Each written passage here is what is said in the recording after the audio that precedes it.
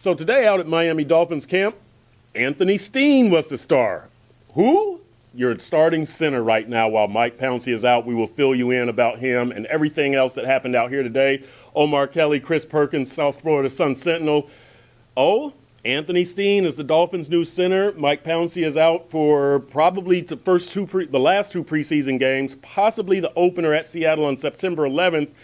Steen seemed to do okay in the game, but now you've got three new faces in the middle of that line when you consider both guards, Jermon Bushrod on the right side, Laramie Tunsil on the left side, Anthony Steen in the middle.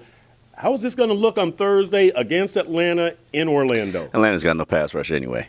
But still, we need to see a running game by the Dolphins. We need to see pass protection. But you haven't seen a running game before Mike Pouncey went down. I think that the biggest issue to me is the Dolphins need to figure out a way to get Mike Pouncey healthy, whether if it is a scope that he has and he's sidelined for 4 to 6 weeks.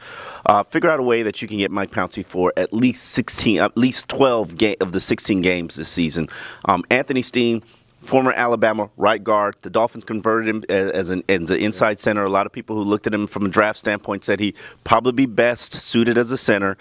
He did not play center at Alabama because they coincidentally had a center who was drafted in the first round. He's been okay. In fact, I watched practice on Sunday and might have been the best offensive line performance that I've seen from the entire unit. And then, oh, by the way, I forgot that Mike Pouncey wasn't even playing. So, you know, let's wait to see him perform before we sit here and start throwing stones. I think the offensive line, from a first-team standpoint, is buying Ryan Tannehill a little bit more time. Now, maybe that's Laramie Tunsil and Jermon Bushrod who've been inserted into the starting lineup.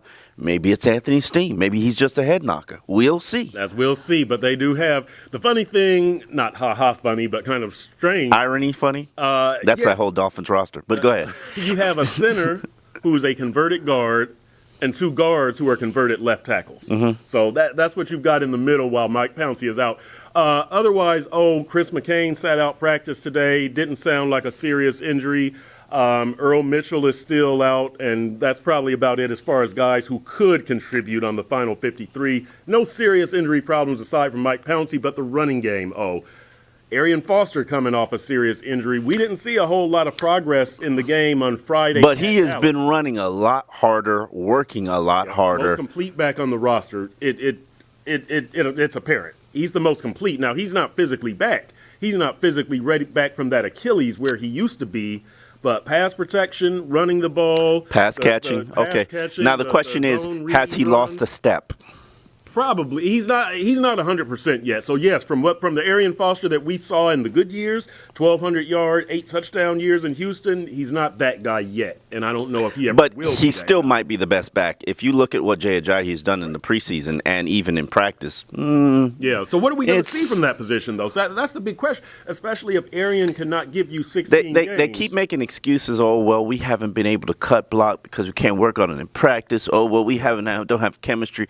I'm tired of the damn excuses from the offensive line. Yeah. That was 2 years ago. 2 years ago, really. Yeah. Let's face it. When you brought Brandon Albert in, the excuses ran out. You drafted Juwan James. We finally worked on the pass protection, and Ryan had a clean pocket against Dallas. Now let's point out that Dallas has no pass rushers. Yes, that should be important to mention. Yeah. Now, can they do it against Atlanta?